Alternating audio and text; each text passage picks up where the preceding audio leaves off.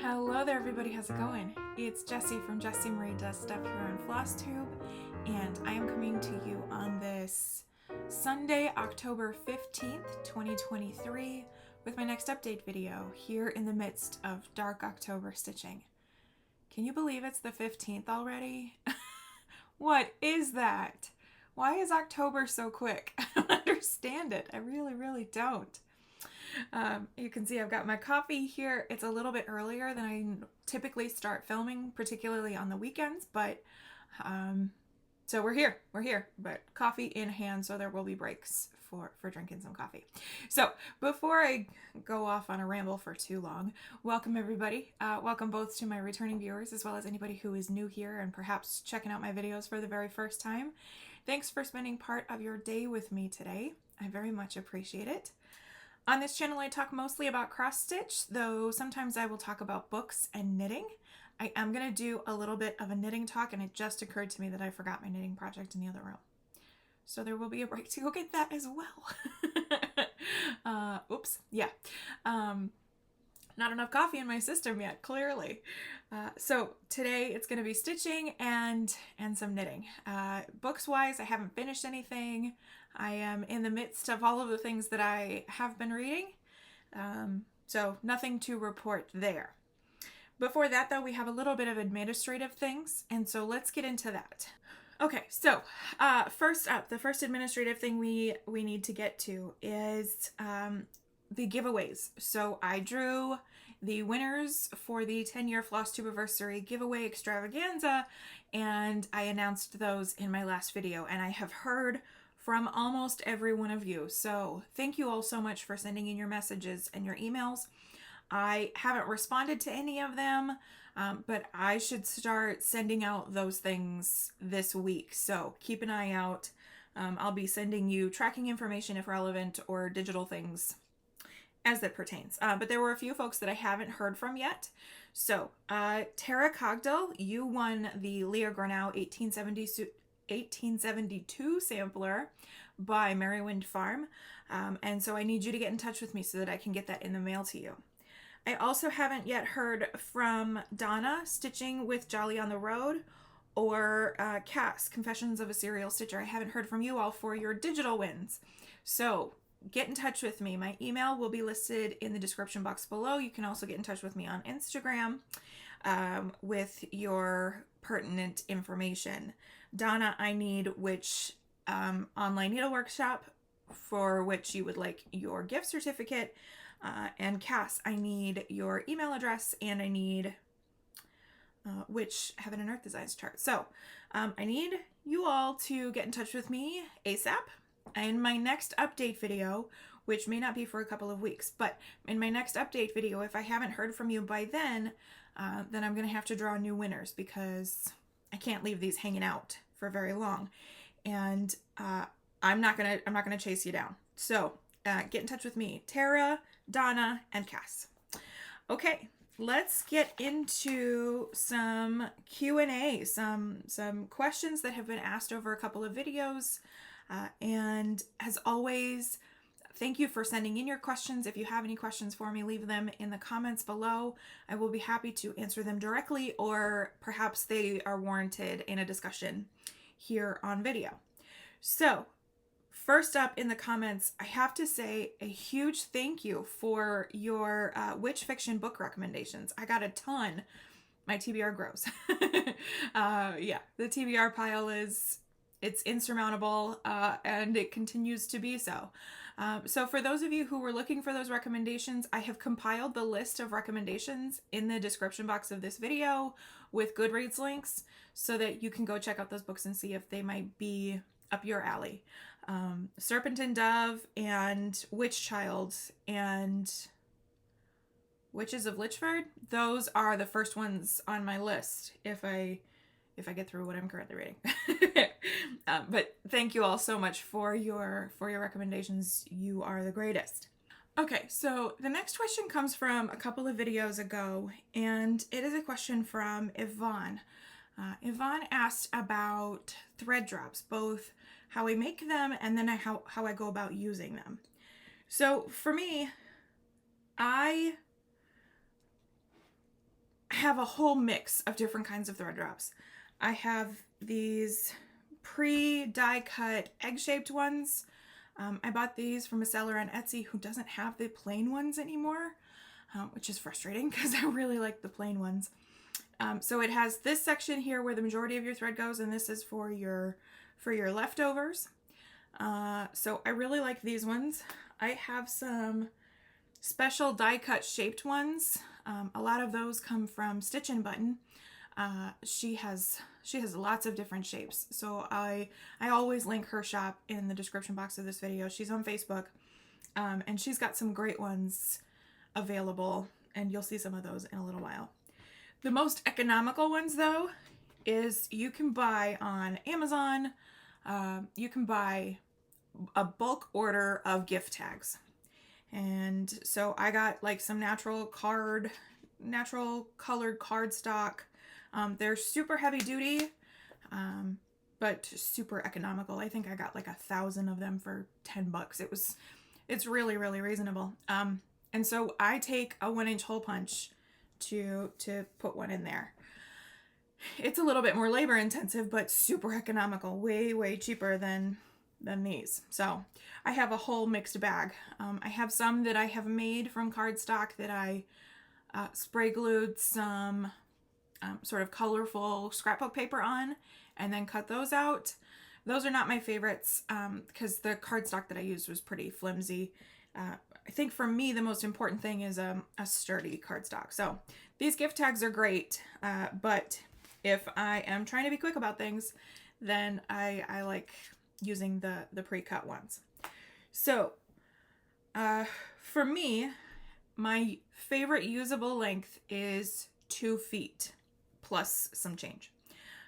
And so if I am stitching over 2 with 2 strands, so on 32 count or 28 count, then my lengths are 4 foot because I double it and use the loop method. So for this one, I have a skein of black here, and I'm going to prep one real quick to just show you how I do this. So I start by unspooling the skein. So I just pull it all out. On DMC, the end that you're going to pull from is always it's always on this side of the bigger band. On Anchor, as is the case with this one, I found it kind of all over the place.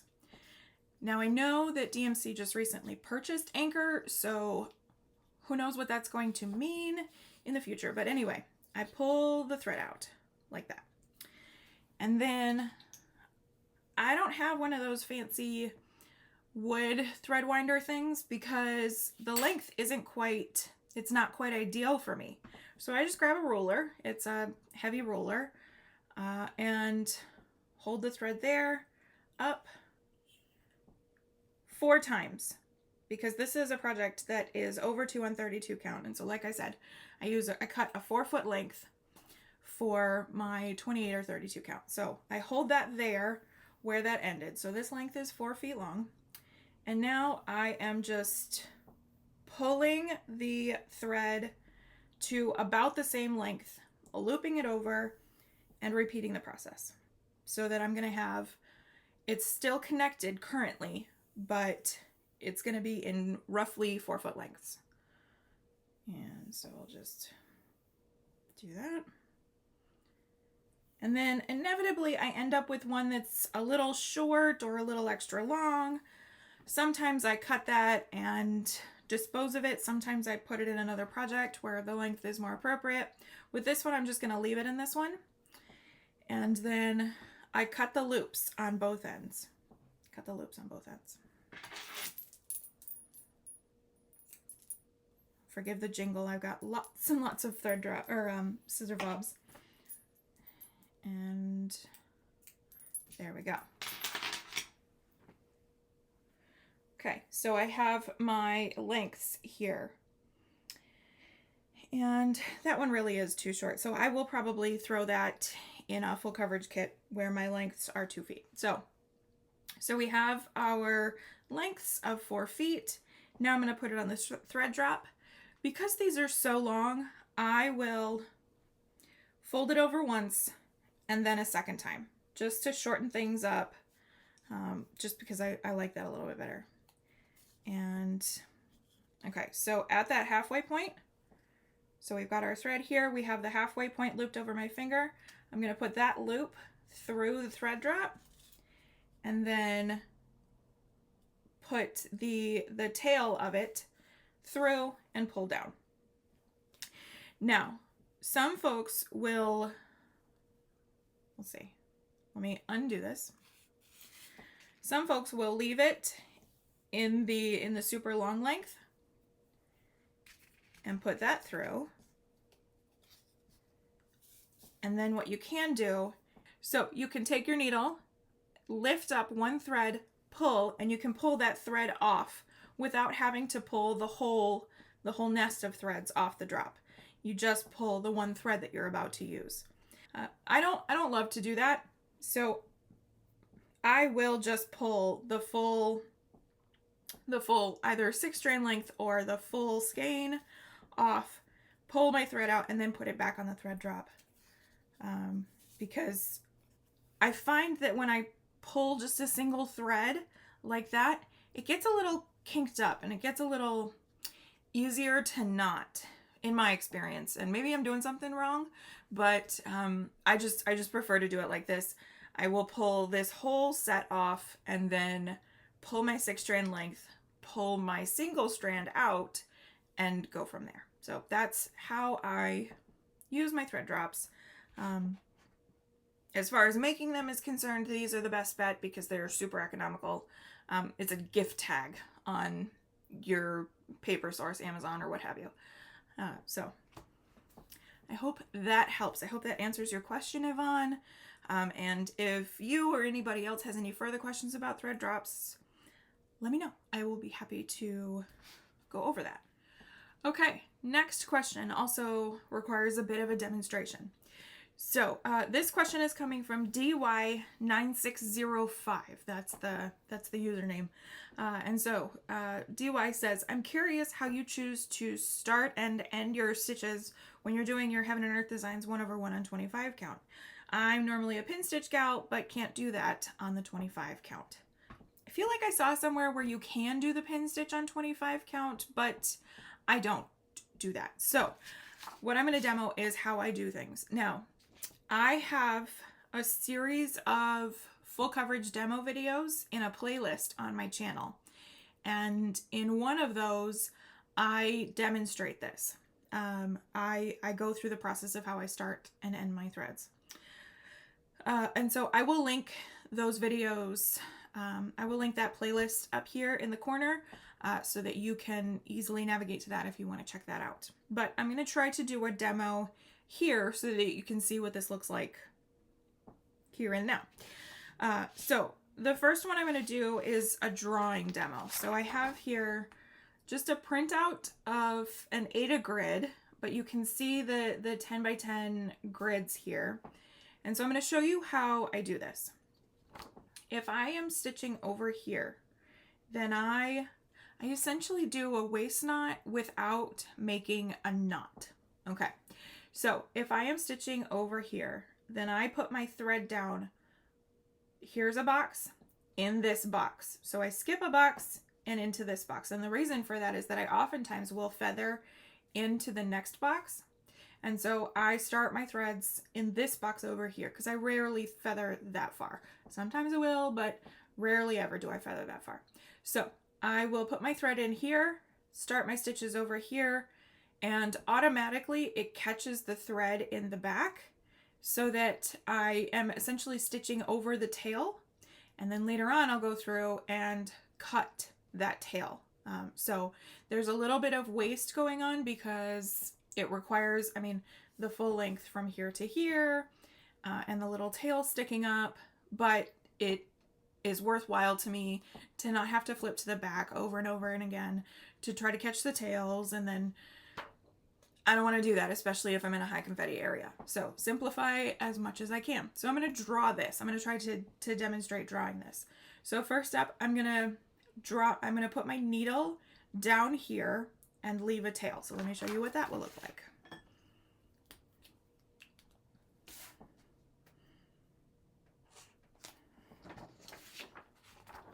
Okay, so this is the tail of the thread. Just imagine this is a 3D image. And this is the tail sticking out, and it goes down here. And then the tail is gonna, or the thread is gonna run along the back over here, and then I'm gonna put my first stitch here. So I'm gonna draw my first leg of my stitch over there.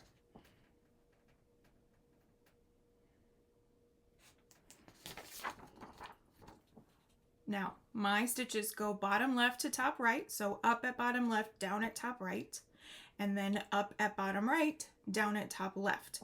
So I put my needle down here, left to tail, brought my thread up here and down here, okay? So now, when I bring my needle up here to make the other leg of my stitch, what I'll do is I'll drag my needle tip from the bottom up to be sure that I catch that tail, and then make my stitch. Like that. So this second leg, once I pull that up, I give it a good tug. It's not like a super strong tug. It's just like a little extra pressure to be sure that that tail got caught. And then it's pretty easy to know if it didn't, because then it will slip right out. If for whatever reason my needle didn't catch it, then it will slip right out, and then I'll try the process over again. So that's how I do that.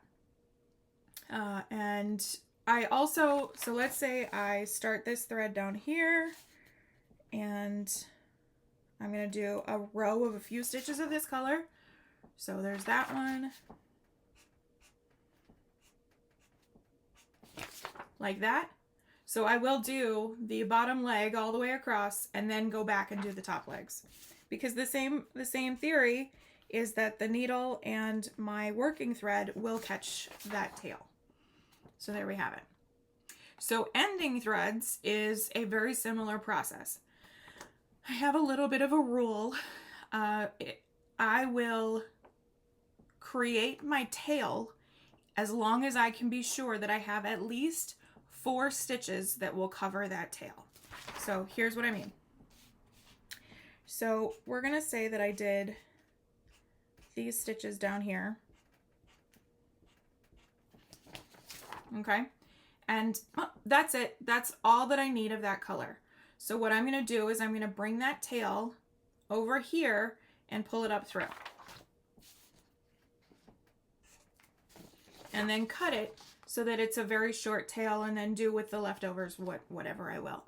Because I have 4 stitches here that will get covered over with other stitches, then and help catch that tail. Does that make sense? I'm hoping I'm making sense here.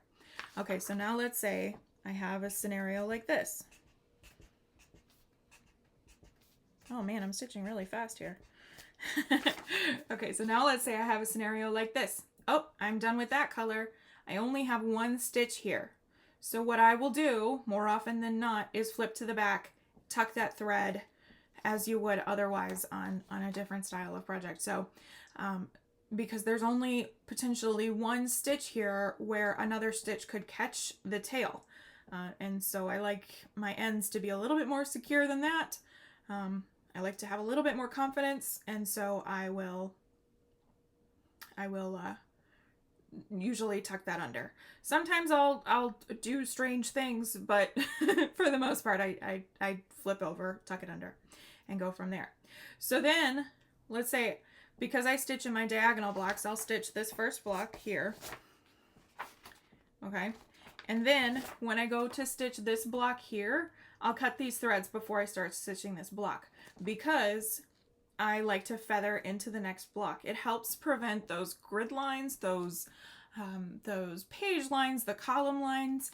Feathering will help eliminate some of that. It's not a foolproof process, but feathering will help you. So if you have a color that is traveling from this block into this block, then it helps to just follow that color for a little while. So there's that. So I will stitch this block. Then when I go to stitch this one, I will cut these tails. Usually I flip to the back and cut them as close to the stitching as possible, but sometimes I will clip them from the front. It just depends on how lazy I'm feeling. So that is how I start and stop my threads when I'm stitching 1/1 at 25 count. And it has worked for me really great, not having to flip to the back, not having to, I don't really have to do a whole lot to catch the tails. It's not, I know that I draw out the process and make it seem like it's like I've got to drag my needle and there's this time intense. It's really not. It's pretty simple. Because of the way that I do my stitches, my tails are going into the fabric along the same line as the bottom of my stitch, so that you can almost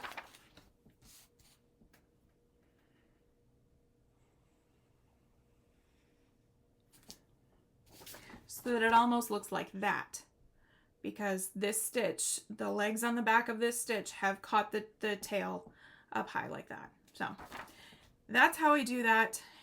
So that is a drawing representation. I'm gonna see if I can't try to film it. Once I'm all done filming here, I'm gonna go stitch, and I will see if I can't film it again. Just a real sort of focused look at how I do that, and insert that here.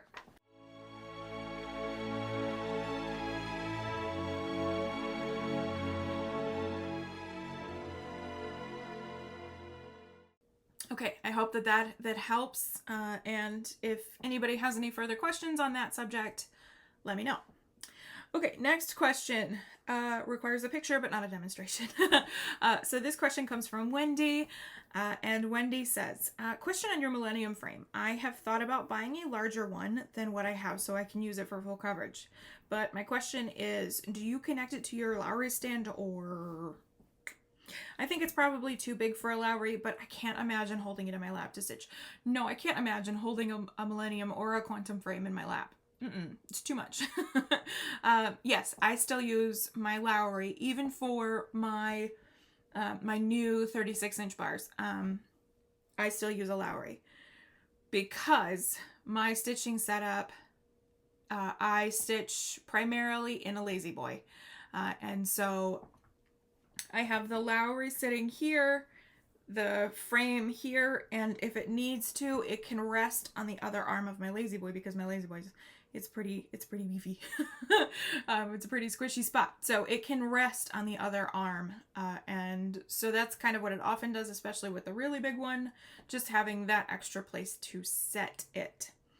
I also have my Gus's stand, which has the arms that kind of hold your frame like this, so you would rest your frame on top, and so that might be a solution, a style of stand that does that. No, not in your lap. Save your arm strength. So yeah, either the Lowry with some place to rest that far end, or perhaps a different style stand, one that has the arms, or even those PVC stands. I know that I made a PVC stand not too long ago that has the place where you can rest a frame on top of it. I used to do that. So some options for you all. I will insert a picture here of my stitchy spot. Forgive the mess. It's chaos. But I will insert that here so that you can see my project and see it laying on. The project in the picture is my haunted house, and it is on my 30-inch Millennium bars. So just to give you a perspective on sizing and whatnot. So I will insert that here.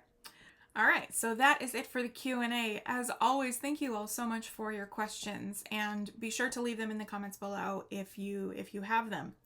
Okay, let's get into the works in progress, for which I have 3. It's only been like 6 days since my last FlossTube, so just a couple of things that I have worked on since then. All right, I've done a little bit of bag reshuffling, so now in this project bag lives my October by the Cricut collection. And last we spoke, this is what I was working on. I believe I was 4 days into my 5-day rotation on this piece. And let me pull this chart out so that you can see it a little bit better. So that is what this design will look like finished. And I am stitching this on a 32 count Belfast linen in Gingerbread by Picture This Plus. And I am loving it. So as I said, it was a 5-day rotation. It was 5 days or 2,000 stitches, whichever came first. I did not do 2,000 stitches, but it got some good love for the first time in years.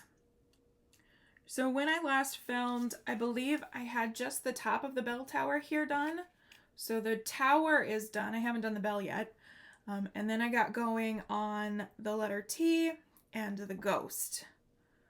And yeah, it wasn't a whole lot of progress between the rest of Monday and that little bit on Tuesday that I worked on it, but it was all right. It was all right. So that is where I got to in this rotation. So there's another Whip Go goal done and dusted. And this was, I believe, a July call. So it feels really good to start chipping away at the backlog of Whip Go pieces. Getting caught up slowly but surely.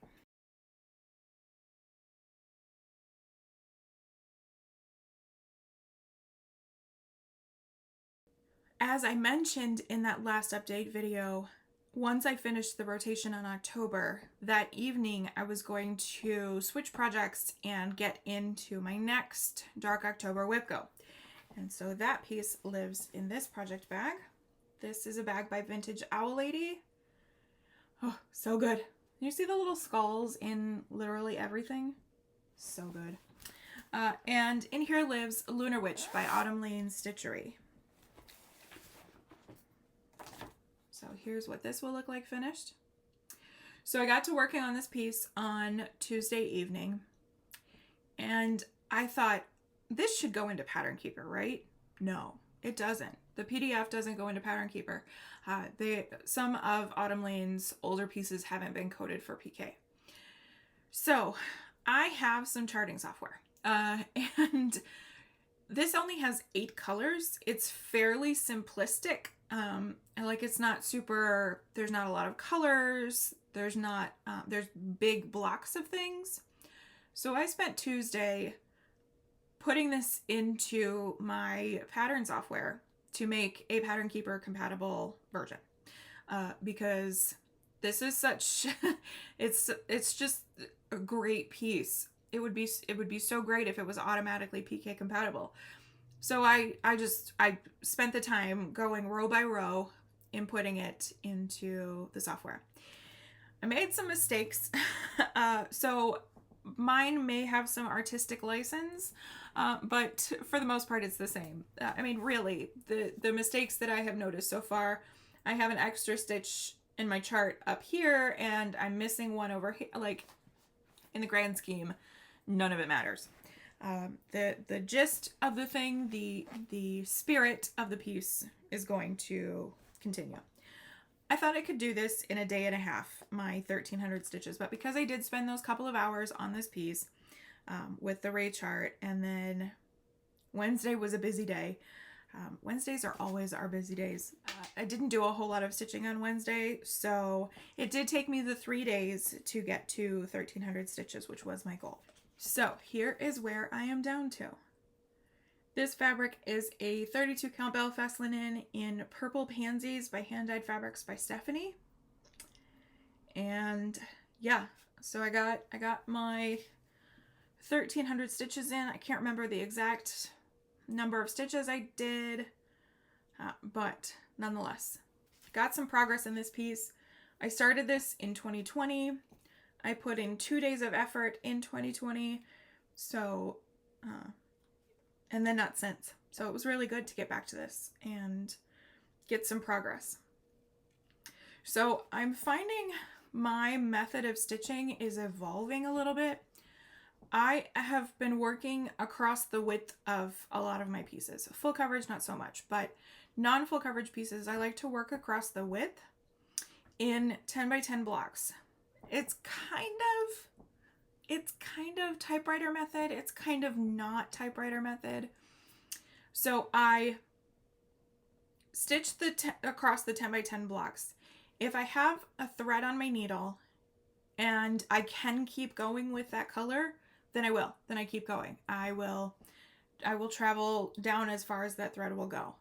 If I have to park it, because I like to work down, so for instance, this little bit of the tree here, I had to park this thread down here so that I could stitch this part of this tree first, and then I would continue with this one. So if I park the thread in the same 10 by 10 block that I'm working in, then I will pick that thread back up and continue it when I am able. If I park it in the 10 by 10 block below the one that I'm working in, then I will leave it parked until the next time I come to that block. But if I have a super long length on my needle for whatever reason, and this section goes for miles, then I'll just keep going. I'll just keep going for as long as I need to, as long as I can. There are some other quote unquote rules, quirks, whatever you want to call it, while I am doing this method, but it is really, really working for me. Just the rows of 10 by 10 blocks, and I'm kind of doing it snake. So I start over here, and then I go this way, and then I go this way, and then I go this way, so on and so forth. So that is my very lengthy explanation of the progress that I made on Lunar Witch for this WIPGO piece, for this WIPGO rotation. So another one, done and dusted. I think this was a September call, so really, really getting caught up.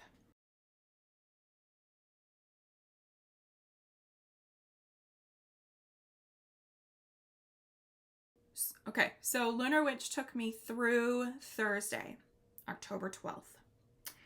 And as we all know, Friday the 13th in October. It should be a federal holiday.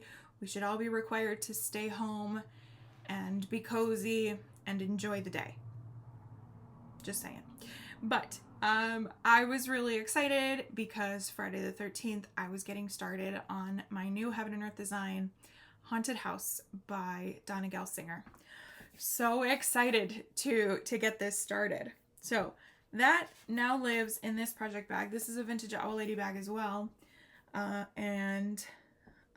This is a Ghastly's print panel. And so it makes this bag really big, which is great for my full coverage pieces. I need a big bag for my full coverage pieces because I have the thread organizers that I use for full coverage, and those are best suited if I've got a big bag to put them in. So that's kind of why I did some reshuffling. So got it started. This is a WIPGO draw for me, so it's working out pretty nicely. Because I had UFO'd a project, and so I had a new start space on my WIPGO board. And so my plan for this WIPGO call is 5 days. And amongst those 5 days, I've got to do at least 1,300 stitches on the piece. I have exceeded that goal, and I'm only 2 days in. I haven't stitched yet today. So excited. The question that I get most often with this piece is, am I doing regular or max colors? Because I hemmed and hawed about it quite a lot over the last couple of weeks. I am doing the regular colors. I kind of decided this piece is ginormous. I mean, it is ginormous. It's the biggest piece that I have yet to start by about 60,000 stitches. So it's not quite a super size, but it is over 500,000 total stitches. It's massive. I have to draw the line somewhere. And so I decided that I'm just going to do the regular colors. It was the chart that I already had uploaded into Pattern Keeper.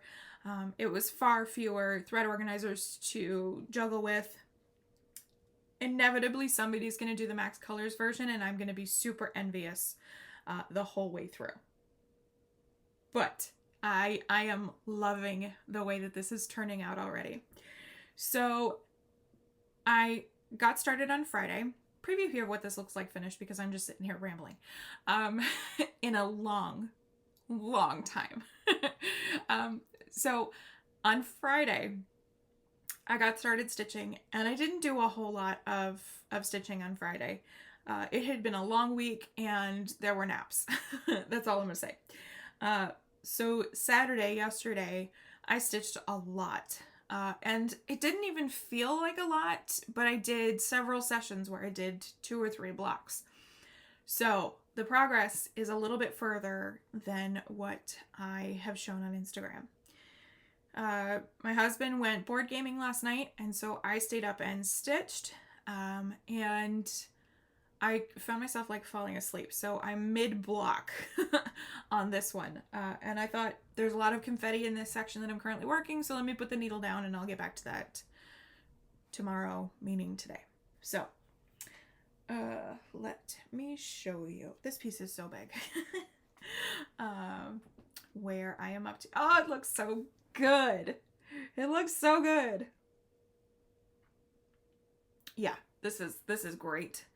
A lot of the comments, you really start to see something right away, and that is just, it's the best thing. I mean, I don't hate stitching background, but it really is super motivating to get to the next blob of orange for a leaf, or the next off-white colors for a star, or the next part of the branch. It is super motivating to just keep going. So things are a little bit wobbly because I don't have this set up in my frame great, but I was just too excited to get started that I didn't want to fuss with it.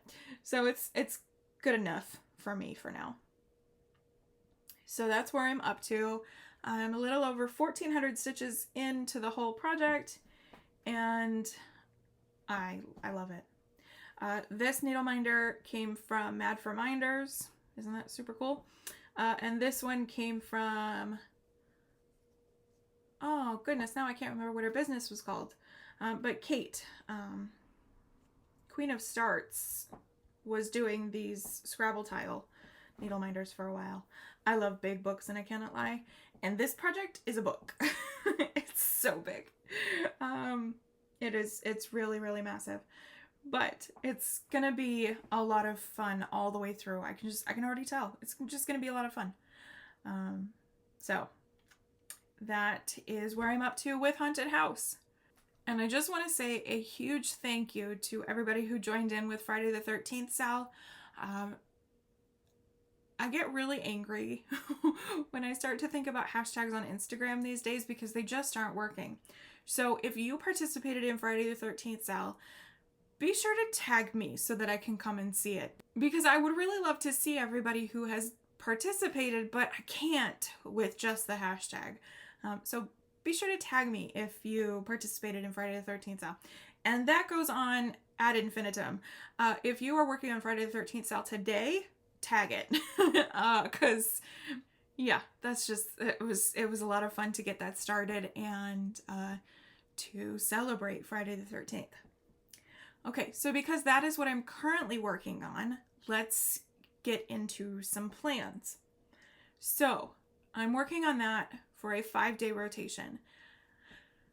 Against perhaps my better judgment, I'm going to give it the full 5 days. So Friday, Saturday, Sunday, Monday, Tuesday. I'm going to give it all the way through Tuesday because it's massive and it's worthwhile to get a good chunk of progress here at the start on it. I'm really excited about it.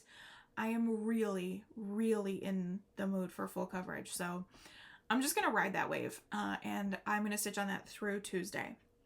On Wednesday, I'm going to get back to some actual whip go pieces for Dark October.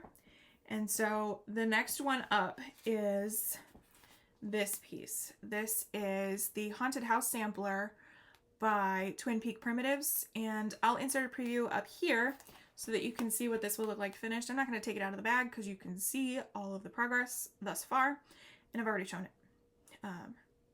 So that is going to be my next piece up for Dark October Whip Go. And this one is due to get 3 days or 1,300 stitches, whichever comes first. This piece is in Pattern Keeper, and I'm just about to start the house. I expect that 1,300 stitches could go pretty quickly. So, I mean, we'll have to wait and see.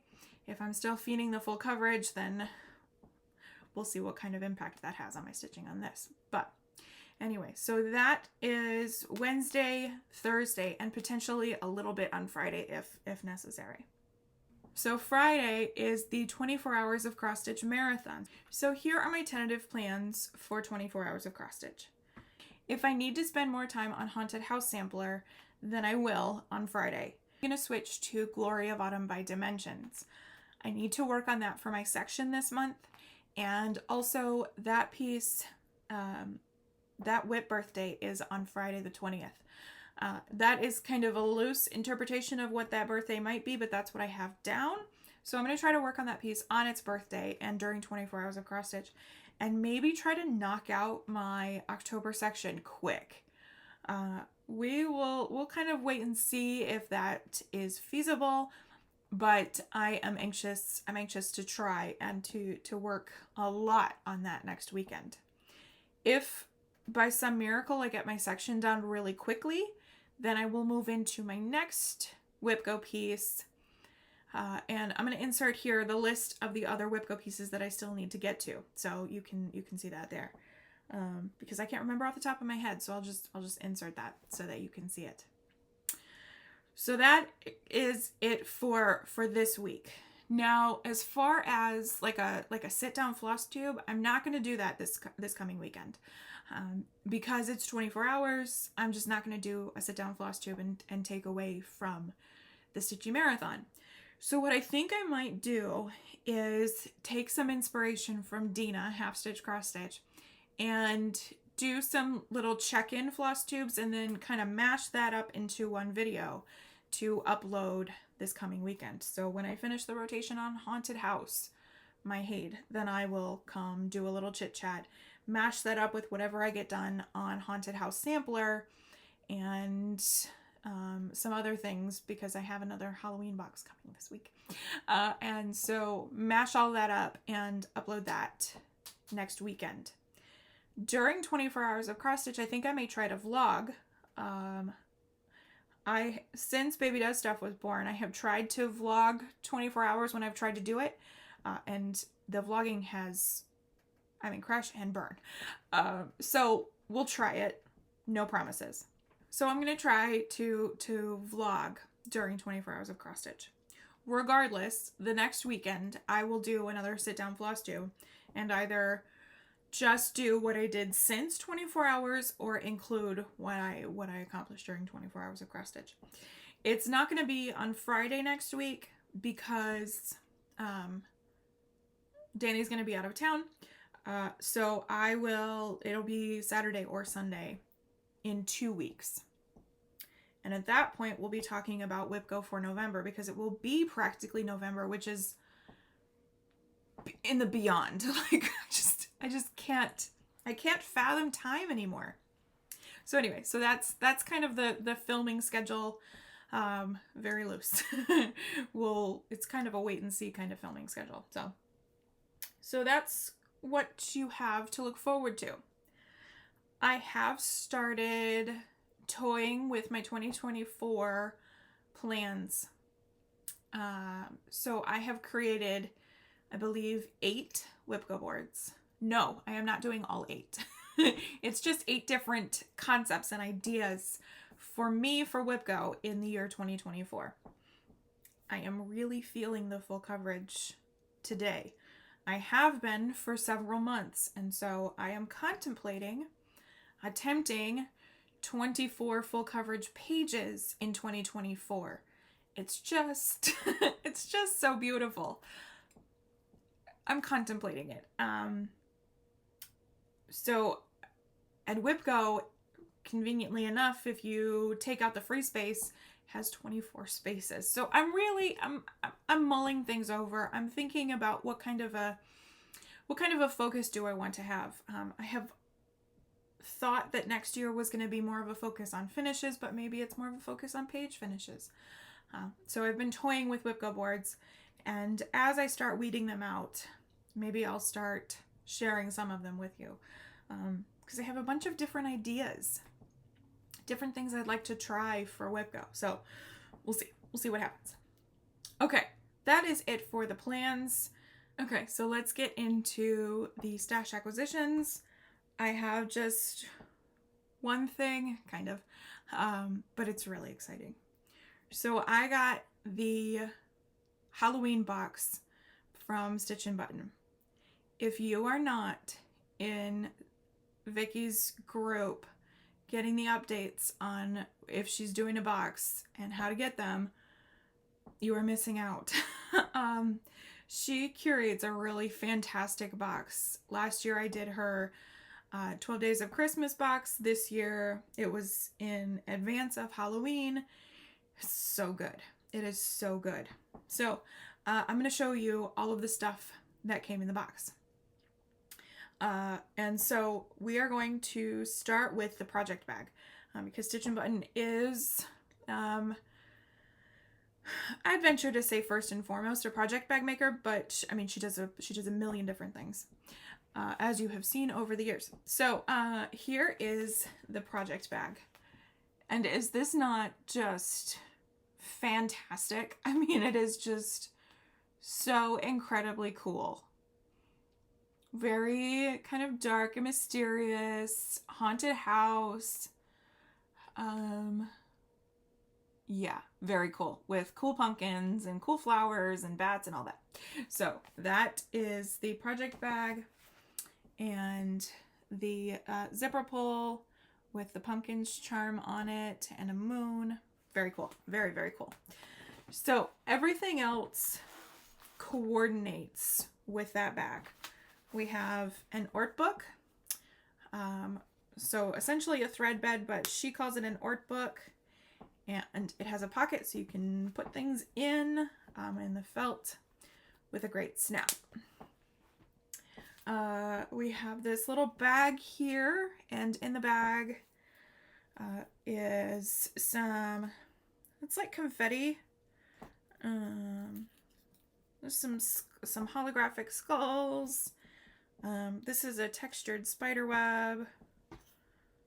I have a couple of bats, more spider webs, and also a needle minder, which is very fitting to go with the bag. Super, super cool. Okay, let me keep going. There was also, I had a drawstring bag that had candy in it. Long gone. Absolutely long gone. Okay, we have a little notions pouch here that says potion pouch with the sparkle pink bats. Very cool. And in here is her card. I always have her shop link down below. We have this little envelope here with some cool stickers. Some cool planner stickers. So I have this skull, a haunted house. Yeah, this has got to go in my book of days, which I never show y'all because I'm not really great at my book of days. But this super cool werewolf hair, imported from London and Paris. Cool. And the Shining Twins. So good. So those are really cool. We have an exclusive pattern. This is by Fox and Rabbit, and it is called Graveyard Jack, and it also very much coincides with the project bag and all of the goodies. Super, super cool. Calls for a bunch of weak dye works and classic color works. 96 by 80, so a pretty quick stitch. That might have to go on the list. Yeah, that's really cool. That's really cool. So we have a decorative pin with some charms, a skull, and then moon and pumpkin with those cool beads on. Super cute. We also have, this is something that not everybody got the same one. You could either get a broom or a wand. So it's a pen, and I got a broom. And it looks like this broom has seen some things. So very cool. And it's a super functional pen. I've already used it. And then we have, I mentioned earlier, she's got the die cut floss drops. So we have some coffins. And then she also sent along some sticker labels so that you don't have to try to write numbers on the black. So that's great. And also this is like it's like a diaper pin thread holder, so I can put my floss drops on there with the beaded fobs there. So very cool. Really, really cool stuff. Like I said, get into that Stitch and Button Facebook group so that you can see updates for when she does another box. I don't anticipate she's going to do a Christmas one this year because these take a lot of work. So if she takes off for the rest of the year, like, totally deserved. So very, very cool. And yeah, I get really excited about that. I have another Halloween box on the way. I managed to grab one of the Autumn Lane Stitchery boxes, and I'm hoping that that's going to be here on Monday. It took a weird path. It went to North Carolina and then up to DC. So it probably drove past my house. Why, I don't know. But anyway, so it should probably be here tomorrow if all goes well. So I will have that to share with you in my next video. Okay, that is it for the haul, and that is it for the stitchy content. If you aren't here for the knitting, then I will see you next time. Otherwise, settle in. I have a very quick knitting segment to talk about. So I mentioned a few weeks ago that I have picked up my knitting needles again, and I got going on an old whip.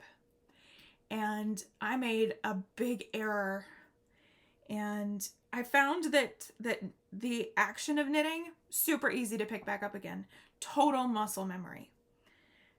Remembering how to tink, how to undo knitting, much more difficult, as it turns out.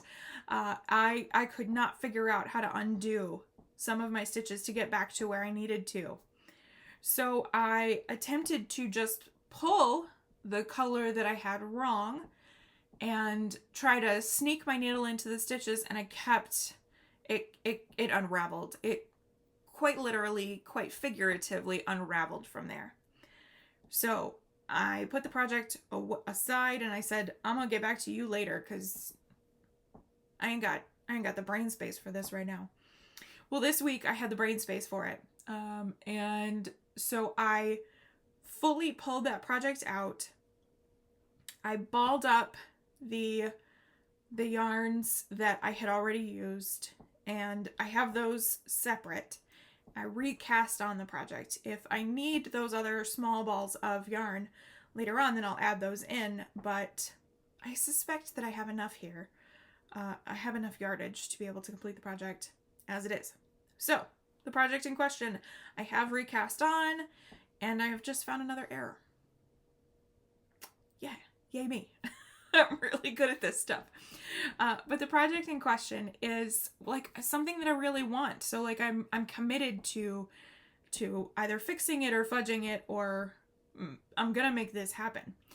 So the pattern in question is the RNG3 shawl, and it is by our very own Ann P. of Fiber Floss and Fiction. She published this pattern a bunch of years ago, and I fell in love with it immediately. It is a design where it's kind of a choose your own adventure. You can either pick the path you take, or you can random number generate, hence the RNG, random number generator. And so each section has multiple options. It's a lot of fun. And so I have done this true random number generator in the past. And I'm just going with the same sections that I did way back then in this recast on state. So let me show you where I'm up to, and the gorgeous yarns. I love this. I love this piece so much, and I want it. I really do. I want this one. So I'm gonna figure it out. This lives in a project bag. This is a Mrs. Brown's bags. So this fabric here is what she did is she knit this, and this is using a Malabrigo Rasta, I think. And so she knit this swatch, and then she took a picture of it, sent it to Spoonflower. Spoonflower printed off fabric and then she turned it into a project bag. And I just think that's really cool. So I have a little bit of Mrs. Brown's knitting, who is one of the grocery girls. And for the life of me, I cannot remember her name because I haven't watched Grocery Girls Knits in years. But anyway, so that's the bag. So the yarns that I'm using, let me show you these. And forgive the very messy cakes here. I wound these skeins a long time ago, so things are bound to get a little chaotic. Lots of moves, lots of knot knitting. So gorgeous, right? So this is Woolly Wonka Fibers, which is Ann P's yarn dyeing. She's not doing the yarns anymore. She's not dyeing yarns anymore. But for a while there, she was dyeing yarns, and it's just all coming together. So this is the Arianrhod sock base, which is a fingering weight base, 435 yards. It is 75% superwash merino, 20% silk, 5% glitter. And so we have 3 colorways, and let me see if I can remember which one is which. Okay, the purple is Blackberries. The orange is Copper River. And the speckle dye with orange and purple speckle dye is Asters. So those are the yarns that I am using. Okay. I forgot to mention, she also has an RNG 5, which uses 5 colors. So that's pretty fun. So here's where I am up to with my recast on. When I had originally picked this project back up, I had the stripe sections done, and I was getting started with the lace section. So I am about a third-ish, because I have a mistake, like I said, a third of the way through the stripe section. And so I'm almost caught up to where I was. I am finding that my tension, I'm a much tighter knitter than I used to be. Is that life? Is that just inexperience? I don't know, but things are a lot tighter than they used to be. So it got a little bit better the further I got into it. You can kind of see that things have softened out a bit. They're not so as they are down here. Things have loosened up a little bit. So I'm hoping that that is just with experience. It might have also been a sense of frustration at having to cast on again. I did find that the knitting, the purling, the increases, the decreases, the long tail cast on, all of that was muscle memory and came back like that. Reading my knitting, I can't figure out where my mistake is. I have 61 stitches on the needles right now, and I think I should have 62 at this point. So I think that what happened is I did a decrease on here on this side when I wasn't supposed to. So I've got to try to read my knitting and try to find where that is, and hopefully it's not too far down. I know that I had the right number of stitches when I finished this segment here. So it's somewhere in the stripes where I made a boo-boo. Or I didn't do enough of an increase over here. I don't know. Anyway, so I'm going to figure it out and either fix or fudge and go from there. I forget how much fun it is to knit with speckle dye yarns. Can I just tell you how motivating it is? Oh, I'm just going to knit one more stripe with the speckle dyes. And then I get to a purple speckle and an orange speckle, and I'm like, oh, this is great. It's just so good. Speckle dyes. That's happy. I'm really, really digging this. So there's that. This is I want to say this is a 6. Because as a shawl knitter, US size 6. Nope, these are 4s. So these are some fixed circulars, Chiaogoo red lace, my favorite needles in the world. US size 4, 3.5 millimeter. 4s and 6s are the needles that I use most frequently. So that is what I am currently working on. I pulled all of my whips out and dug through, and there are several that are screaming at me to give attention. So I'm gonna continue working on this one until I don't want to, and then maybe give some love to another project. So it feels really good to be knitting again. It feels really good for it to be cool enough to justify working with wool again. And it feels just really good to get back into this habit. Yeah, I have missed it, and I didn't even know that I missed it, but I did. So that is it for the knitting this go round. That's all that I have to share with you today. So I am going to head off here and get this edited and get this posted. I hope that you're all well. I hope that you're stitching. As always, be kind. I will see you in the next one, which will probably be a little bit different format. But I will see you then. Happy stitching, everybody. See you later.